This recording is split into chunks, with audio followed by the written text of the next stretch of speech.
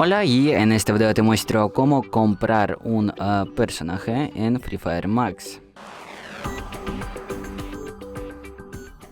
Pues bueno, para comprar un personaje, primero entramos en inventario, luego más arriba a derecha pulsamos aquí.